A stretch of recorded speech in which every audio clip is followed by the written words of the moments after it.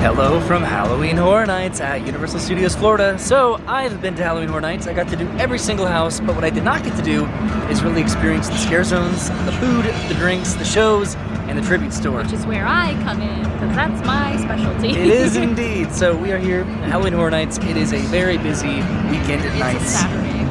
Which we didn't really think that we were going to be coming on a Saturday, but we are doing it tonight because our schedules have been ridiculous recently, and we want to just make sure that we can come together to actually do these aspects of Halloween Horror Nights. So let's go inside and eat some food. Alright, so we made it inside Halloween Horror Nights. I think we're going to go directly to the food, which is going to be back in New York. Okay, so I picked up an event guide right here, and then we also showed some team members our IDs, and we were able to get these wristbands here, which might help with the process of getting drinks. Maybe later on it might save some time. So right as we walked by the Pumpkin Lord, I believe that's what he's called, he came out onto his pumpkin up there, right through this scare zone right now. It's that time of night where the lighting's going to be a little bit backlit just because the sun has set. We're definitely going to be coming back here later on once the sun actually does set. We'll be able to enjoy the scare zone because it is so backlit. Okay, we're heading over to New York. Apparently, allegedly tonight is a sold-out night. Express Pass has completely sold out. All right, so somehow we've made it over to Gramercy Park over here in New York. We're going to go to one of these booths, hopefully. Okay, so we made our first stop, which was at this booth right over here to get to the Haunted Horseshoe. And now we're in this alley, and it looks like we found the spots. That was pretty easy. So here's the Haunted Horseshoe that I got. You can sort of see that right now. So I took a picture of what's on this. Let's see, this looks pretty interesting. So this is an open-faced burger on garlic Texas toast with jalapeno bacon, spicy candied pork belly, crinkle-cut fries, and cheddar cheese sauce. And then Brennan decided to get the Ecto Cooler that I got Lacto cooler. the last time that I came. Yeah, because you told me that it was really good and that I should try it, so I did. And Is it good? let me see. Okay.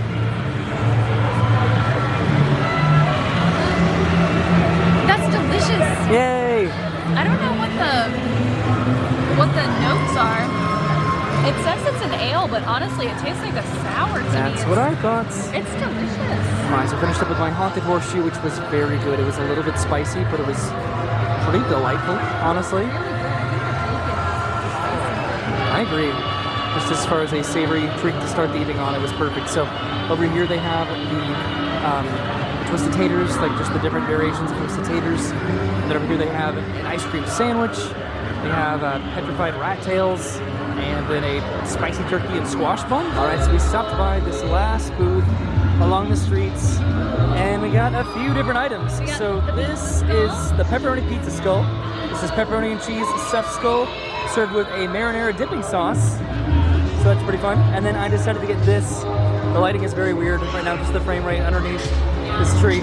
So this is Lil Boo's Spicy Pumpkin Bun, which is a spicy butternut squash filled steamed bun. It's gonna be really good. And then I was not going to get a refillable cup this year, and then I did. So this is the refillable cup, which is very difficult to see right now. I'm gonna try to get it a little bit closer. So what I got was the Bog Slime 2, the sequel.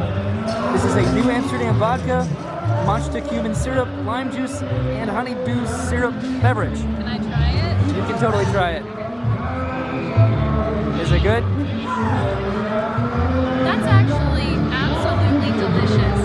What? Whoa, I was really nervous about the matcha part of it. This drink is so good. Okay, wow, what a review. Wow. This lighting is all over the place right now. Oh my goodness. It tastes like a fruit roll-up. Okay, so I amend my statement. What it tastes like is gushers. If you have ever had a gusher, that is what this drink tastes like.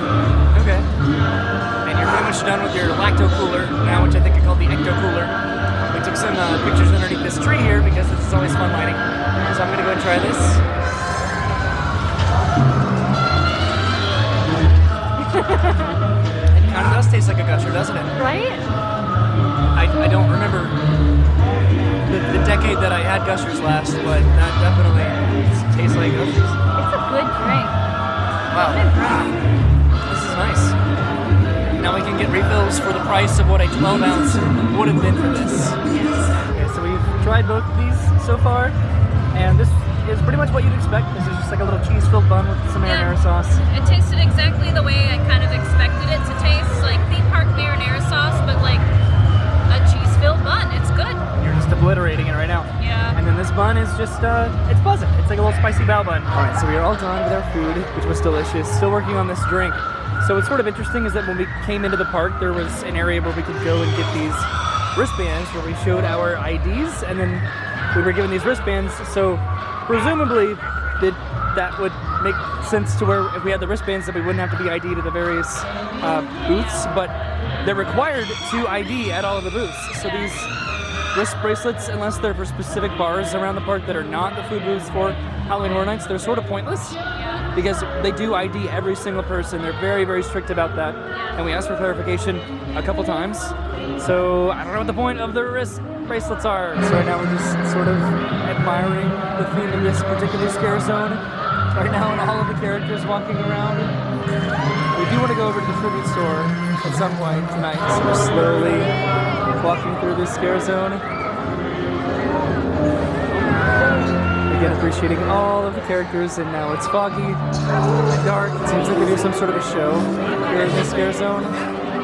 And I'm pretty positive this is definitely the biggest one, without a doubt. Yeah, so it seems like there's like a judge's booth over here where they do some presentations and some little show sequences, I believe.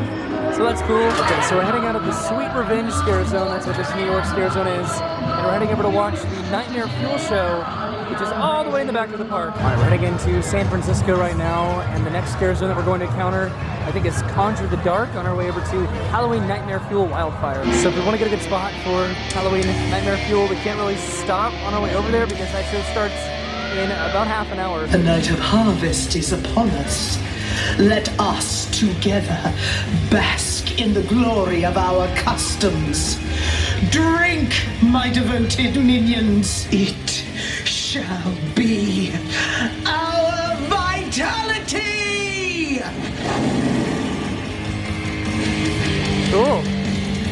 Okay, like I said, we gotta get to the stage. All right, so we've almost made it through Potter. Right now on our way back to this stage in the very back of the park, the old Fear Factor stage. So even though we're about half an hour early, right now a little bit more than half an hour early, I can see there's still quite a line preparing for this Halloween Nightmare Fuel Wildfire. And here we are, in line for the show.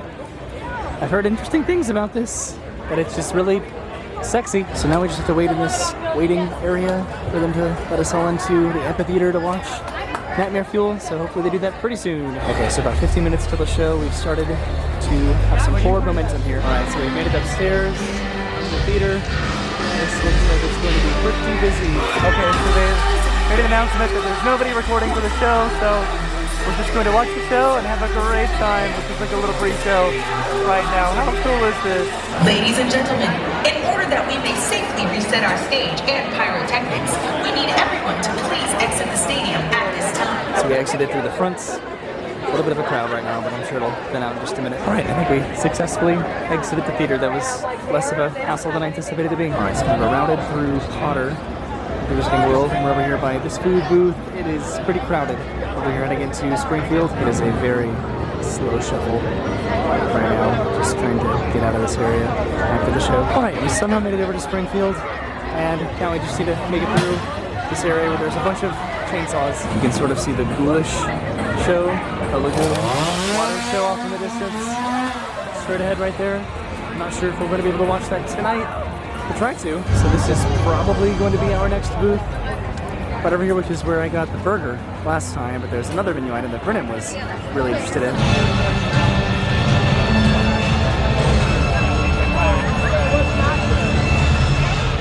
Is that the end of the show? I hope not, because we are like directly in the way of the exit. Okay, so we got what we wanted to get here. Brennan got the wanna play beignet, and then I got another drink. I got a refill in my little cup here. The crowd did exit from the show, but it wasn't too much of an inconvenience. Now we just need to try to find a spot to sit down and enjoy this. There's some more food booths back over here that I have not gotten to stop at yet. So this is a possibility. Okay, we're heading back over by Kids Own Pizza because this is where I found a spot when I had my Good Guys Burger the last time I came to Horror Nights. So we're actually just sitting on the ground that side of the SpongeBob SquarePants right now in the vicinity of the Kids Own Pizza area. So this is the Wanna Play Beignet, which is Nashville hot chicken and pimento cheese stuffed beignet topped with scallions and a hot and spicy seasoning. And then I got this. This is the Dirty Valentine, and this was my refill. So this was about $11.50. This is BG Reynolds Grenadine, New Amsterdam vodka, and Sprite. So I definitely do like this better than the first drink that I had. And the souvenir cup with the drink, I think that was around like $15.50, and then the refill was going to be $11.50, which that's sort of the, you get more for the same price if you get the souvenir cup. Alright, so this is where we ate, just right over here on the ground. Or I guess you ate, that was your beignet. Did you like it? I didn't. It was not what I was expecting it to taste like, but it was still good and I would still get it again. It looked very small. I expected it to be like more like a sandwich, but it was more of like a cuttable, like eat with a fork kind of thing. And what's funny is that Brennan tried my drink. We've been trying each other's drinks all night, and she didn't like it, which is so weird to me because Brennan likes vodka tonics, which to me are just the most bitter, unpleasant adult beverage ever. So this is lovely to me, but not so much to you.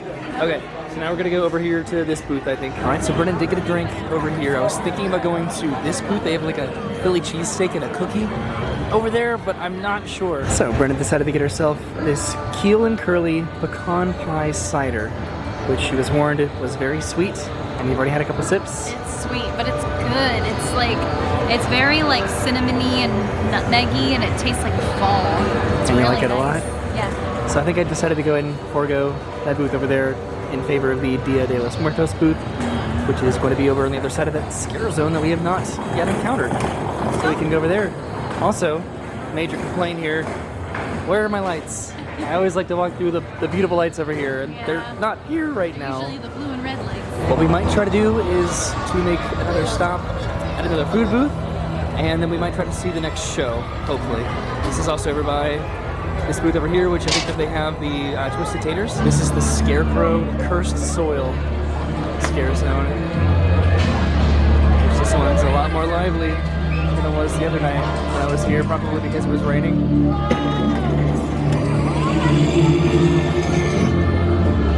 That was pretty cool. On nights when it rains, they don't have scare actors on stilts, which I'm sure is a pretty big factor for this particular scare zone. So once we go to Dia de los Muertos, we're coming right back to Central Park to watch the ghoulish nighttime show. So this was the Dia de los Muertos booth, and I ended up getting, it's hard to see, but a pork tamales. And Brennan's still working on her beer, and I'm still working on my drink. This is again right outside of the Scarecrow Scare Zone. And yeah, I think we need to head over to Ghoulish right now to make sure we get a spot for that, because that starts in just a few minutes. This is really cool. I like this a lot more tonight with the still performers than I did when I came the other night. This is called Ghoulish, a Halloween Tale. Seems like there's still plenty of available space. Let's go further up. So again, the show just starts in a couple minutes, and luckily I think I'll be able to film this one, or at least a little bit of it. Hello, and welcome to Ghoulish, a tale of Halloween. Now, please open the stereoscopic picture book that accompanies this album. Someone round with us tonight. Don't you worry about a scary sign. If you trip, don't make a scene. Don't you worry, it's Halloween.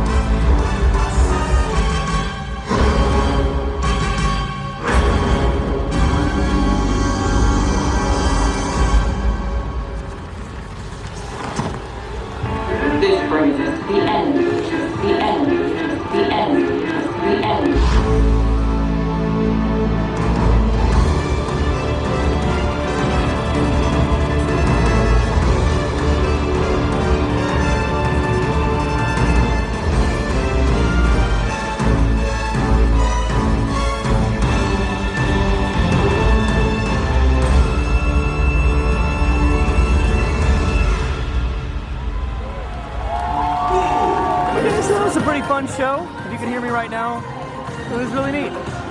So I actually need to go try to find a fork to eat this because I'm struggling with this. It's wrapped in something that's like very weird for some reason, and I need to get a fork to eat it apparently, or at least I think that I do. So I came back over by the Scarecrow Scare Zone so I can finish my food over by the Dia de los Muertos booth. There's Mel's dying straight ahead, and I think we're just going to head to the final couple scare zones that we wanted to head through at night.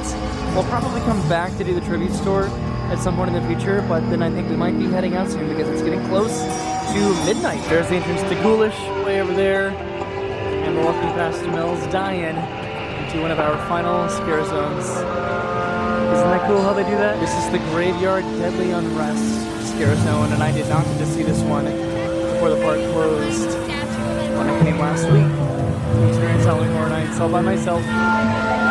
This is terrifying.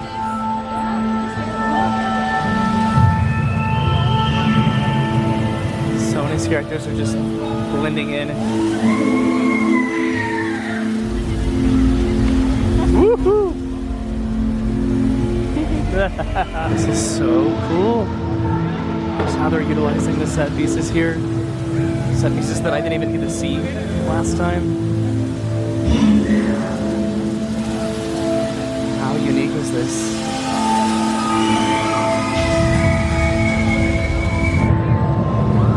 Like went towards my knee. Oh god. What was that? He like went towards my knee. Are you guys scared? I didn't get scared, but he like came in and like tried to go towards my knee. It's weird. The aim low. It's the scariest part. Okay, I think we made it through that scare zone. This one was pretty simplistic, but pretty spooky at the same time.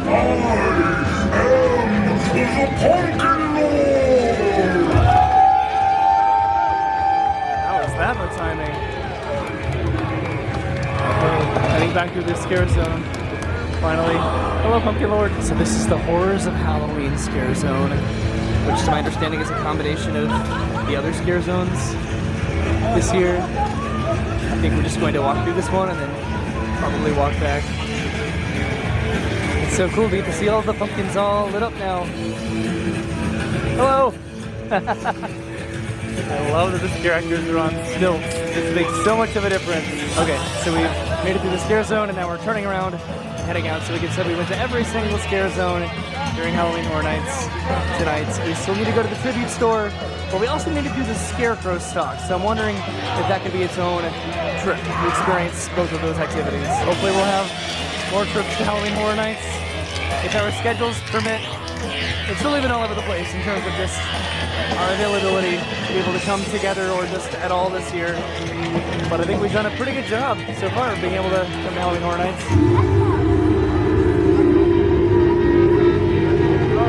Is he burping? I don't know what that was. It's a bummer that we came on a Saturday night just because of how busy that it was, but luckily we didn't really commit to going into any of the houses, which was nice. So it's about midnight right now. The event closes at 2 o'clock in the morning. We were here for about 5 hours, and all we wanted to do was eat food, see the shows, and go through the scare zones. We did not do any houses at all, which is pretty crazy, honestly. So that was our night together at Halloween Horror Nights, getting to go through all of the scare zones and seeing both of the shows, getting to try some food and some drinks, but I didn't really talk a lot about the food and the drinks. The food varied. It was mostly about $10. The drinks were around $10 to $12. What we had was pretty good. It was just standard theme park pricing, but I really enjoyed like the pizza skull, and I really enjoyed the beignet that I had. What did I get? I enjoyed it. I think the first item that I got, the open face sandwich. Yeah. The last item, not as much of a fan, but I do hope to come back to try some more food because there are so many different food and drink options. And I'm not very picky when it comes to food and drinks. Those 2 beers that I got were delicious. I would get those again. Absolutely. And then when it comes to, we didn't get to go to the tribute store. We'll have to come back to that at some point in the future. All of the scare zones were really fun to get to go through, at least at nights. It was very busy tonight for being a Saturday weekend nights. And seeing both of the shows, we didn't even talk about the first show that we saw, which was the Nightmare Fuel show. It was just really sexy, I guess.